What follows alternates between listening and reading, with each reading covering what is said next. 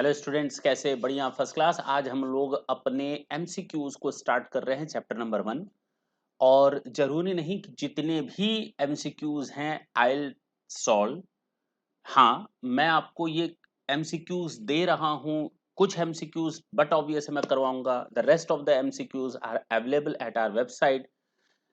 After the completion of each and every chapter, you can judge yourself by solving those MCQs, and all those MCQs are in just like your test manner, online test manner. ये जिस तरह मैंने यहाँ पर दिया है, in the same manner you will find over there, and it will be helpful for your examination. जितना भी आप उसको प्रैक्टिस करेंगे उतना ज़्यादा आपको हेल्प मिलेगी आपके एग्जामिनेशन में। और इसको अवॉइड करने की कोशिश ना करें। हमसे जितना हो पाएगा, हम जितना क्वेश्चंस देते हैं, आप अगर उतना कर लेते हैं, those questions are more than sufficient for examination purposes. Otherwise जितनी आप प्रैक्टिस करें उतना कम है। एमसीक्यूज के लेवल की अगर मैं बात करूं, चलिए मैं आपसे बात करता हूं। आज जो हम लोग स्टार्ट करने जा रहे हैं, this is your introduction and basic concepts of income tax. Income tax, direct tax. सबसे पहले जब आप इसको ओपन करेंगे तो नाम पूछेगा, भाई मुझे अपना नाम भरने में क्या दिक्कत है भाया। तो मैंने अपना नाम फिल कर दिया,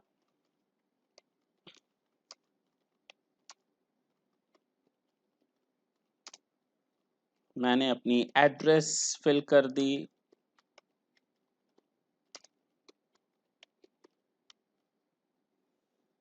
ये मेरा कॉन्टेक्ट नंबर, और ये मेरा email ID.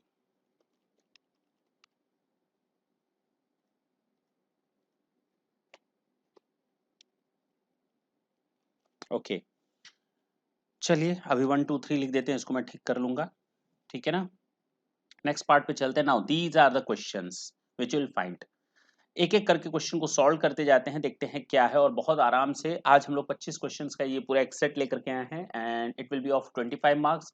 Each and every question is of 1 mark. सही पर 1 मार्क मिलेगा, गलत पर ठेंगा मतलब जीरो, कोई मार्क निगेटिव नहीं होंगे। चलिए क्वेश्चन नंबर 1 से स्टार्ट करते हैं।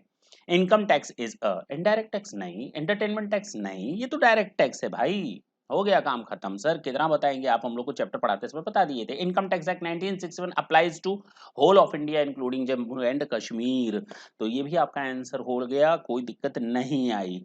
For the purpose of living tax on income other than agricultural income, union list contained entry number 82 92 D. ये सब आप देखेंगे आगे चल करके, लेकिन अभी आपको केवल इतना याद रखना है कि 82 यूनियन लिस्ट है। यूनियन लिस्ट सेंट्रल गवर्नमेंट को एम्पावर करती है किसी भी टैक्स को लेवी करने के लिए। यूनियन लिस्ट सेंट्रल गवर्नमेंट को एम्पावर करती है किसी भी टैक्स को लेवी करने के लिए। Yes, income tax is a central tax. ये सेंट्रल गवर्नमेंट के हाथ में होता है, कलेक्शन का काम सारा का सारा सेंट्रल गवर्नमेंट के हाथ पे है। स्टेट गवर्नमेंट का इससे दूर दूर तक कोई लेना देना नको। तो ये एंट्री नंबर 82 है यूनियन लिस्ट की। Financial bill become the finance act when it is passed by. आपको मालूम है फरवरी में हमारे फाइनेंस मिनिस्टर आते हैं टीवी पर और पूरा एक बजट पेश करते हैं। वो बजट लोकसभा और राज्यसभा बोथ पार्लियामेंट हाउसेज में पास होता है। उसके बाद प्रेसिडेंट की साइन होकर के ये फुल एंड फाइनल एक्ट बन जाता है जी। तो फाइनेंस एक्ट बन जाता है। वो फाइनेंस बिल कब बनता है? Both parliament and both house of parliament and signed by the president of India.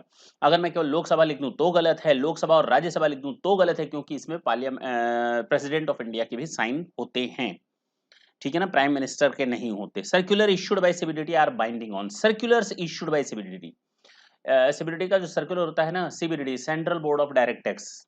अगर अभी तक मैंने नहीं बताया आपको लेक्चर के दौरान, वैसे बताया है, अगर नहीं बताया तो नोट कर लें। CBDT central board of direct tax, ये आपका मिनिस्ट्री ऑफ रेवेन्यू के अंडर में काम करता है। सेंट्रल गवर्नमेंट है, सेंट्रल गवर्नमेंट के अंतर्गत मिनिस्ट्री ऑफ रेवेन्यू होता है। मिनिस्ट्री ऑफ रेवेन्यू को संभालने वाला आपका फाइनेंस मिनिस्टर होता है।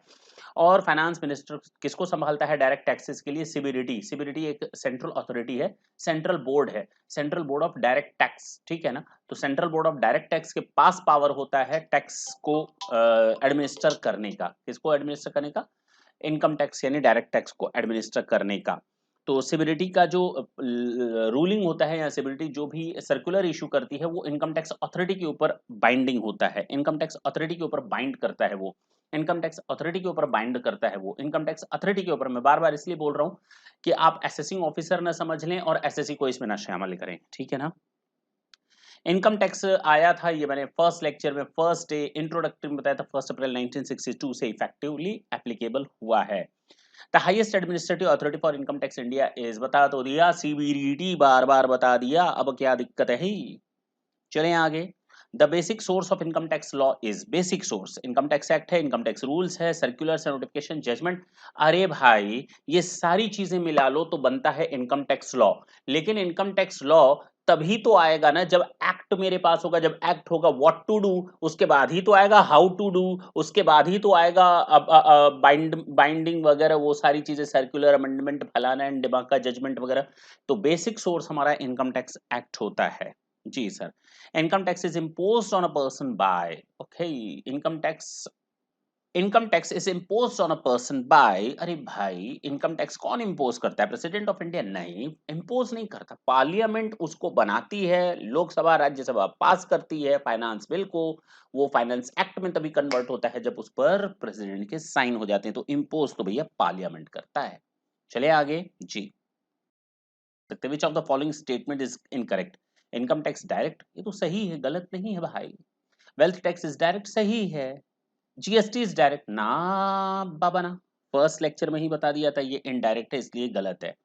Income tax act 1961 is a milestone because, ये बहुत बड़ा रोल प्ले कर रहा है इनकम टैक्स, क्यों? The act introduce first the concept of aggregating income under different tax, ना बाबा ना, 1961 के पहले भी हमारा पास इनकम टैक्स एक्ट था और उसमें भी 6 हेड्स ऑफ इनकम थे, फिलहाल उनको हटाते हैं। It introduces the concept of resident but not ordinary resident, अरे भाई ये पहले भी था, ये कोई नया कंसेप्ट नहीं है कि भाई आपका इनकम टैक्स इंडिया की रिसोर्सेज का यूज करते हुए जो कुछ भी कमाओगे वो इनकम टैक्स के दायरे में आएगा, चाहे आप इंडिया के सिटीजन हो या इंडिया के सिटीजन नहीं हो, कोई फर्क नहीं पड़ता है। जी सर। अच्छा, this act still in force in India, अरे भैया ये कौन सा माइलस्टोन है कि कोई एक्ट, 100 साल पहले वाले भी एक्ट चल रहे हैं। कॉन्ट्रैक्ट एक्ट 1882 आज भी चल रहा है, पार्टनरशिप एक्ट 1932 आज भी चल रहा है, तो कौन सा माइलस्टोन हो गया वो? ऐसा नहीं है कि वो चल रहा है तो माइलस्टोन हो गया। Under this act the administration was shifted completely to the central government, yes, the main power to handle this act is lie with the central government, this is the milestone। अच्छा, which one is empowered to levy and collect income tax, अरे भैया central government के पास power है, union list में involvement है इसकी, बताया तो। इनकम टैक्स एक डायरेक्ट टैक्स होता है, इसमें मुझे आपको क्या बताना है? कुछ भी नहीं बताना। The term assessee has been defined under section, बता दिया है, सेक्शन 2 सबसेक्शन 7, वैसे सबसेक्शन नहीं होगा, सेक्शन 2 क्लॉज 7 के हिसाब से हमारा एसएससी की डेफिनेशन दी गई है। Okay, assessee is always a person but a person may और मे नॉट बी एसएससी। जी, एसएससी एक पर्सन हो सकता है लेकिन जरूरी नहीं हर एक पर्सन एसएससी हो। अब मेरा बच्चा है, छोटा है, बेचारा नन्हा मुन्ना राज दुलारा है, वो पर्सन तो है लेकिन वो एसएससी नहीं है क्योंकि उसकी इनकम एसेसिबल नहीं है, इनकम टैक्स के दायरे में नहीं आती। तो यस ट्रू, एसएससी हमेशा एक पर्सन होगा, एसएससी हमेशा एक पर्सन होगा लेकिन जरूरी नहीं कि हर एक पर्सन एसएससी हो। A person may not have accessible income but may still be SSC.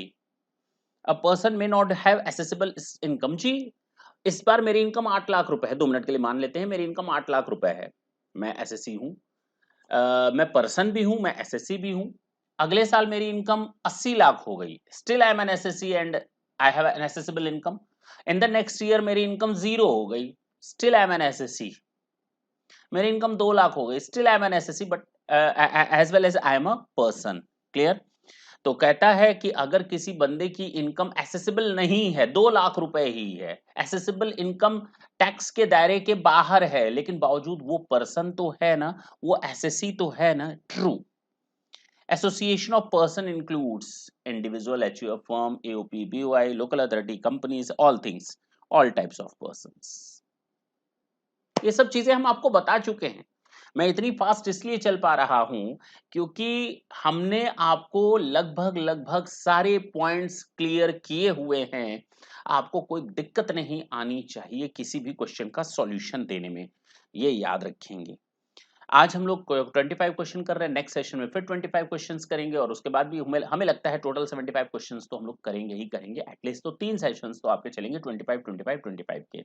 देखिए ना 17-18 क्वेश्चंस करने में कितने टाइम लगे, जबकि आपके 25 ही आज कर रहे हैं और मैं फालतू की बात कर रहा हूँ। अगर इस बात को मैं यहाँ पर लगाऊं तो अब तक 25 खत्म हो जाएंगे। लेकिन ये चीज आपको समझनी बहुत जरूरी है कि जब तक आपका थ्योरेटिकल कंसेप्ट क्लियर नहीं होगा, if you will try to solve the MCQ, this is just like a rectification, mug-up करना, cramming करना, and I won't support these type of activities.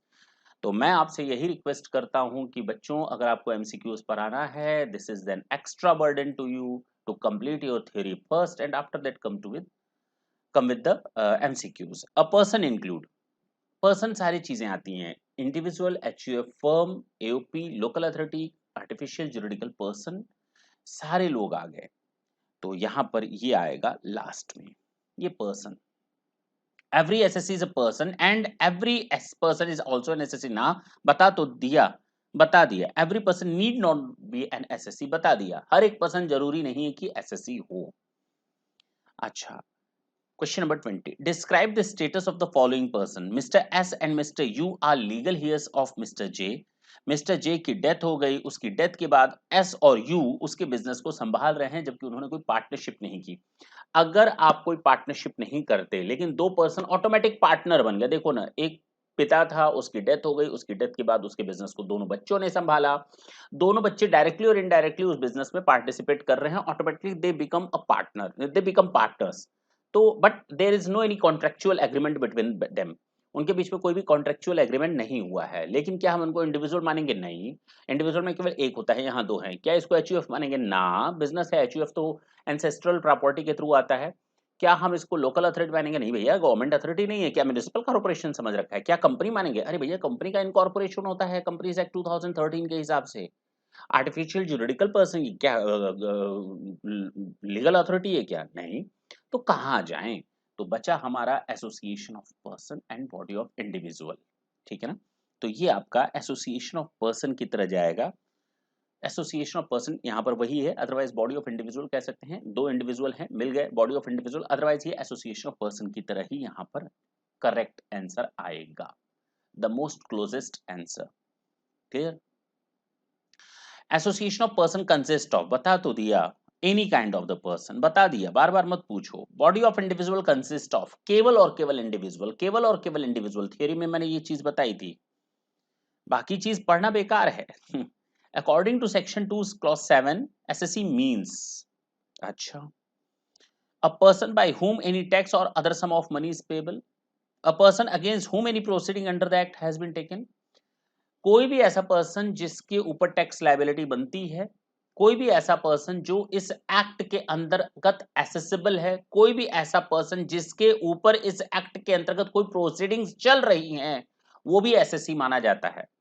मैंने आज तक इनकम टैक्स रिटर्न भरी नहीं, लेकिन इनकम टैक्स डिपार्टमेंट ने मेरे ऊपर नोटिस इश्यू की कि भाई आप इनकम टैक्स डिपार्टमेंट में इनकम भरने लायक हो गए हैं, तो आइए आप अपनी इनकम टैक्स रिटर्न भरिए, या तो आप हमें प्रॉपर रिप्लाई करिए, सेटिस्फाई करिए, हम लोग को सेटिस्फैक्टरी रिप्लाई करिए।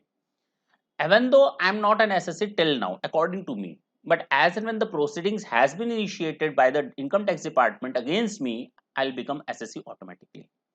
तो yes, पहला भी आंसर सही है, मनी पेबल है तो वो एसएससी है, इनिशिएशन हो चुका है तो भी एसएससी है, डिफॉल्ट किया है तो भी ऑल ऑफ द अबव। जी, the term person include, person में रजिस्टर्ड फॉर्म भी आती है, अनरजिस्टर्ड फॉर्म भी आती है, दोनों आती हैं, दोनों आती हैं, नन ऑफ द वन, ना ना ना ना, पर्सन में आएंगे, रजिस्टर्ड हो चाहे अनरजिस्टर्ड हो, कोई फर्क नहीं पड़ता ना। द लास्ट वन क्वेश्चन, सोचिए, हम लोगों ने क्वेश्चन कर लिए। Municipal corporation legally entitled to manage and control a municipal fund is chargeable to income tax in the status of local authority. इसमें सोचना क्या है, इसमें क्या सोच कर लेंगे, करेंगे क्या सोच करके। तो ये आपके सारे के सारे आंसर्स हो गए, एक बार आप देख लेंगे और नेक्स्ट सेशन में जब आप हमसे मिलेंगे तो हम लोग पार्ट 2 की ओर चलेंगे, ठीक है। तब तक के लिए tata and bye bye, thank you, thanks a lot.